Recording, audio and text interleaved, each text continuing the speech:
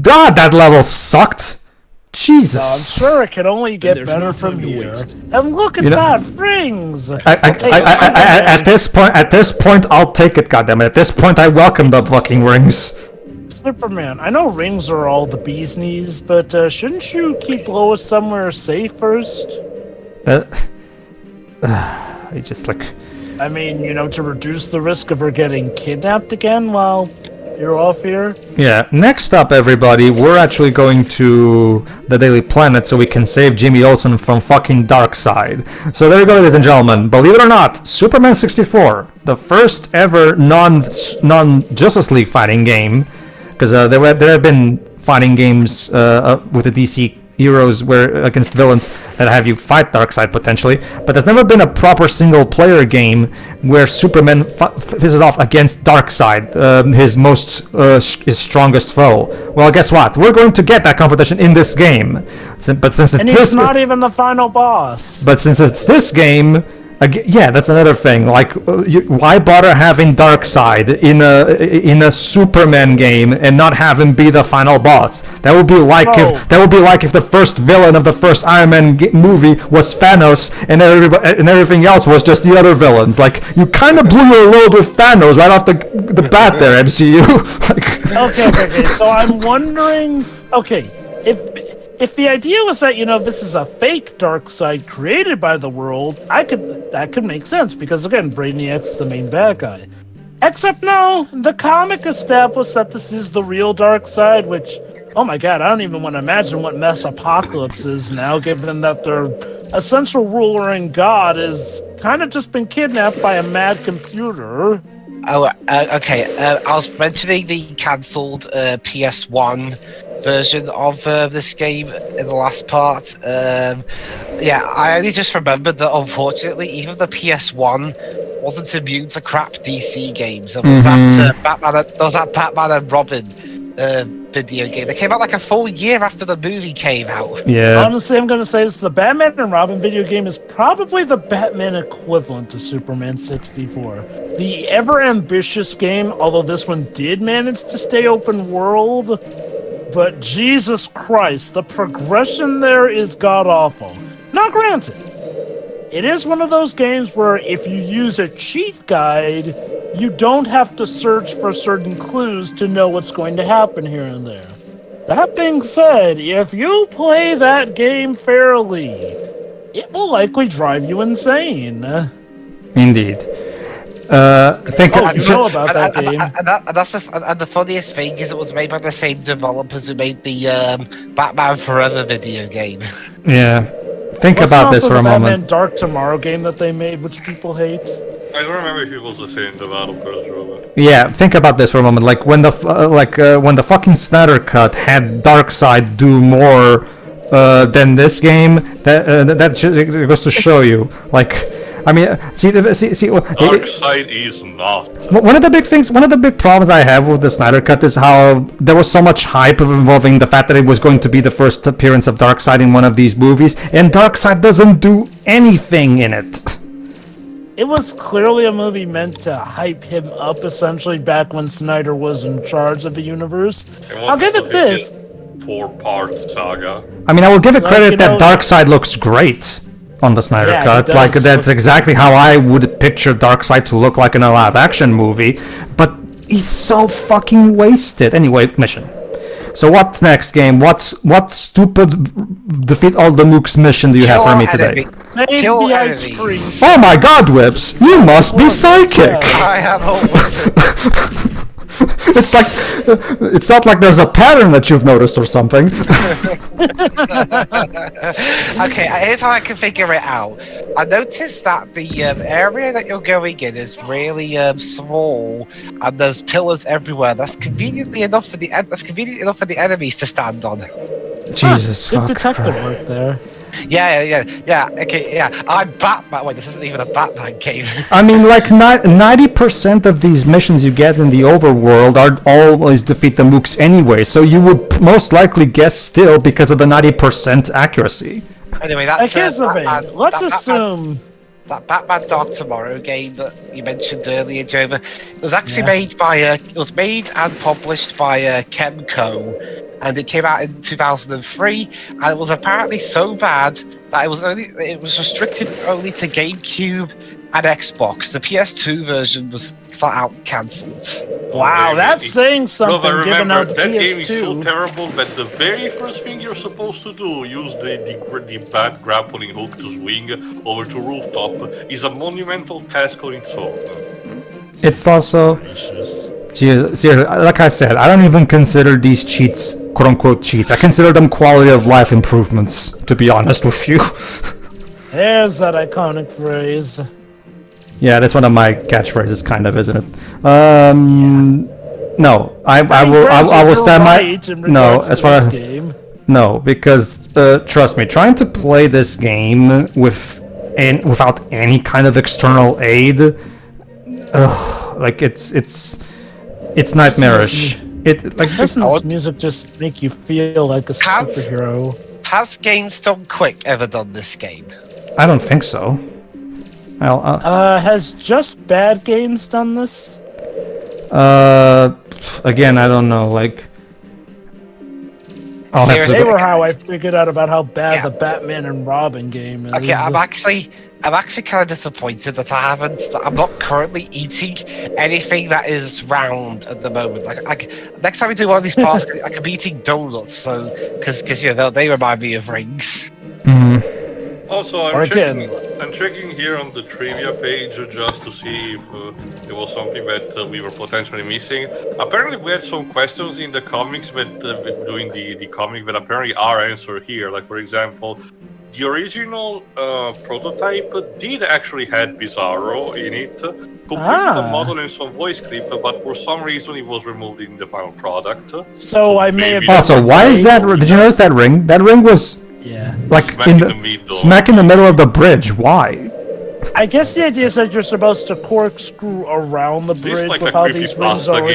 I'm starting to. Supposed to be a copy of Superman 64, but it's okay. I'm starting to think that these ring courses were randomly generated by an AI because either that or the developers was just trolling.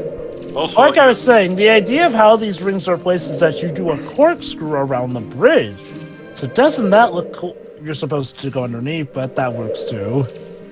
Also, we were mentioning about it felt odd that Brainiac and Lex will team up again despite their past, vicissitudes.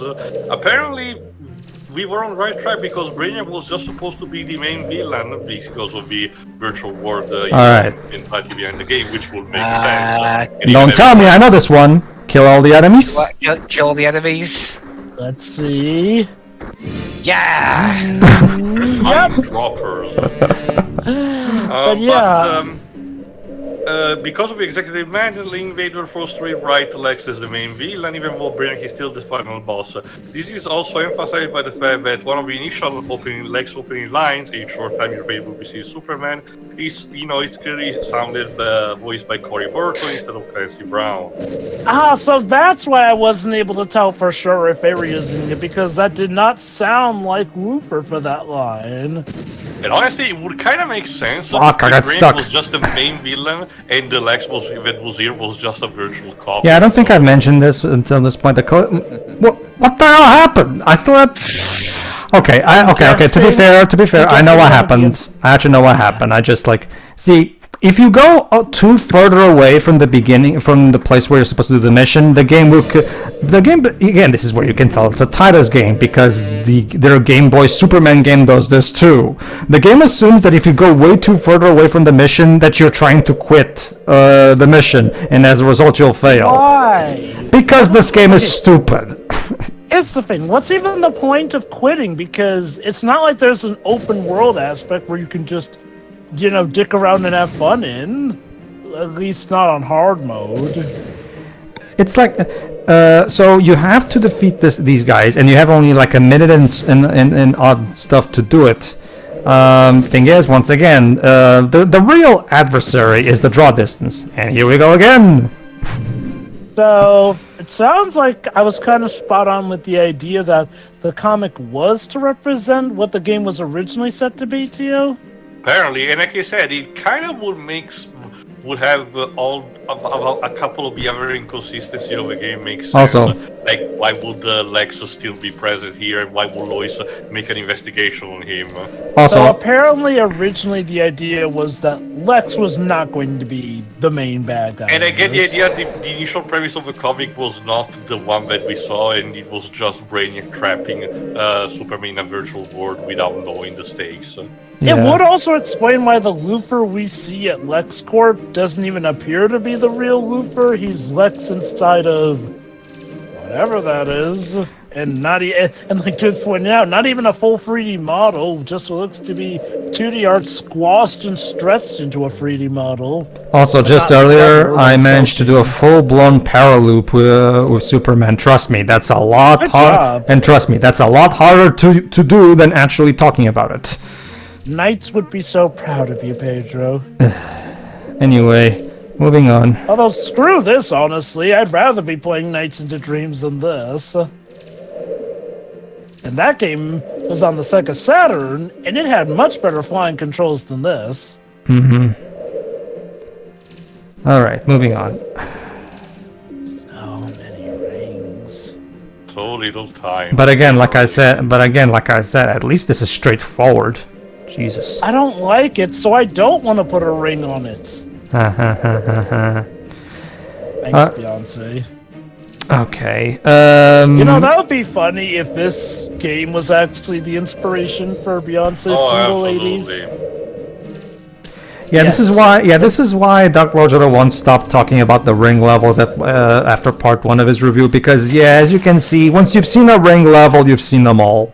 They all boil down to the same thing. Any less annoying. Oh no, they are. It's just that in terms of actually discussing them in a review, there's not really much point in discussing them past the first one. I think that at some point they basically assessed on a level of difficulty, but no, each of the new ones tends to have even more rings than the previous one. It's insane. Yep. Like, Jesus, was this the main thing that got their developers' attention? Apparently, they were really proud of this. Yes, how great. You can fly in areas. Okay. I haven't seen such. I haven't seen such misplaced developer pride than when they put platforming in an Ultima game. Was it good platforming? No, it was god awful. They had to patch it with a very crutch kind of system, and it still did not work most of the time. Yeah. I'm curious, like, how bad we talking? Oh, this bit here. Look at this. Just a straight line of rings. Okay, now the game's just mocking. Yeah. Wait, why did you fly away from there? I'm trying to do a save state. I'm doing a save state. Remember, guys, in order to stop flying, I have to circle around because there's no proper brake button. Holy shit! A mission that doesn't revolve around... Well, okay, it still technically counts as killing all the enemies, so you can rescue the hostages. What's the plane? I don't know. Wait, hang on. You guys got run over by Superman. How are you still alive? I don't know. Because we're Dark Shadows, Bob. We're just that powerful. I doubt that very much. What the fuck? You should be dead by now. And he just walks away from that? Oh, back to the rings. Moving on. Again, they're not even. I keep having to remember it's a virtual world. They weren't even alive in the first place. Like, that's the thing. There's so little satisfaction that comes with actually beating enemies. Like, I mean, at best you knock them out. And even when it comes to the bad guys, it doesn't feel that satisfying when you beat them. But here's the thing. Let's assume you have the tolerance of a saint, and you can tolerate this game with all its bugs and matches and whatnot. Like Proton John. I'm willing to bet. Didn't he quit though, like you mentioned? Well, okay. He's just a bit lethargic in doing it. He stopped doing the playthrough, but as far as we can tell, like he starts his playthrough by saying that he kind of likes this gaminess so bad it's fun way for him. So clearly he has the patience of a saint.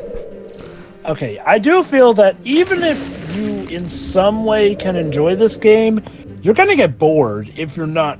Okay, if you're not offended by its terrible design, you're gonna get bored by its repetitive nature and how dull it feels at times as well. Let me put it this: the music sometimes does work, but a lot of times it is not doing the atmosphere any favor. Honestly, the only track from this game that I remember is the opening track, dun, dun, dun, dun, dun. And that's because that track has been basically engraved into my brain because of how much I played this back in the day. The rest of the music, I cannot even begin to describe the music to you because it just sounds like generic sounds that I can't even begin to place where the melody is. Was it really too expensive to get Shirley Walker back for this? Well, I mean, remember. Okay, There's fitting a FMV into an N64 cartridge, and there's fitting uncompressed orchestra music into an N64. No. I mean, it's like, why not actually get Shirley Walker herself, have her compose some tunes for this, and compress them to fit the sound chip card? Like, at the very least, I'm pretty sure she would give better melodies than what we're getting here. Yeah, not to mention okay. I can understand not having the John Williams theme because that's not the theme for this one because it's based on the animated series, not the films. That's why I said get Shirley Walker. But that's the thing. Her Superman theme for the animated series is awesome. So I mean, there's not one note of that here. Nope. Yeah, I know. That's why I said I'm so confused by what was the thought process for the soundtrack on this. Speaking of which, too, is there anything else on the trivia list you've got for us? No, I said what I had to. All the other stuff is stuff that we already knew, like the existence of PlayStation version. So you're saying, Pedro? Yeah, okay. See, here's the thing, Dwibs. Like, to be fair, we've seen they are NXT. Remember the Pokemon Puzzle League? That game was able to compress anime scenes by OLM. So there is such a thing as compression technology that can be used for these things. Not only that, they did get some of the soundtracks from the first movie in there too. Well, again, I did say there's a difference between compressing video FMVs and compressing sound. I guess. My point is, again, just get Shirley Walker to compose some new stuff for this. I know it's not a. Sorry, go on. And again, use her theme for the main theme of this game because it's based off of Superman the animated series. I know it's not. I know it may not be necessarily a fair comparison. Maybe the DS is that much more powerful than the 64. But the DS version of Ni no Kuni had Joe's music completely uncompressed in it. Yeah, I think isn't that because they flat out used like the biggest DS cartridge you could possibly. Yes, they asked Nintendo for one. Destroy the 5 mine droppers. Great. Hooray. Yeah, at this point it's not even impressive that I'm just predicting all of these now. It's just kind of Like I said, if the game's terrible design isn't breaking your mind, its repetitive nature will have a good try at that instead. Yep. Again, on paper, might be one of Lex Luthor's most genius ideas ever. Drive Superman insane with this digital world. Mm-hmm. And then he goes to the camera and goes, "Ain't I a stinker?" But Lex, if you covered the whole area of kryptonite fog, aren't you a bit curious as to how it's not just suffocating Superman right now? Well, it's not like he suffocates on it immediately, it just weakens him. No, Joe, I remember the specific character that Lex Luthor crossovered when it came to those Looney Tunes DC crossovers was Porky Pig. Apparently the story is that Porky works at LexCorp and wants to impress. And now, ladies and gentlemen, 6 minutes and 40 seconds of rings. Remind me, did Superman cross over with Bugs Bunny? I don't remember all of them. The major ones that I know are Batman and Elmer Fudd, Catwoman, Sylvester and Tweety, Wonder Woman and the Tasmanian Devil. No, go on. Harley Quinn and Gossamer, Daffy Duck and the Joker. Great. Martian Manhunter and Marvin the Martian, because great. The rings are laughing. The rings are laughing at me again. Don't you see? If you're a good enough player, you should be able to do this easily. Okay. I actually just had an idea. Actually, if I were editing these parts before they put up, I could have had the rings just bouncing up and down, and then the Lex wins laugh is going on all the time, like.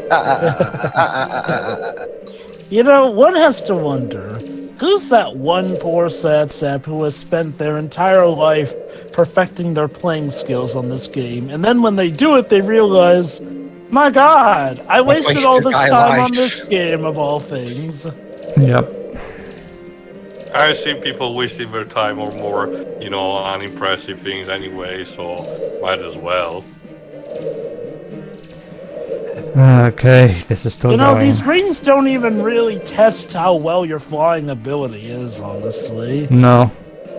I mean, granted, I guess normally with the time limit it's meant to, but for what purpose? I mean, they're not even that impressive to look at. It's just the N64 quality, graphic with stars on it.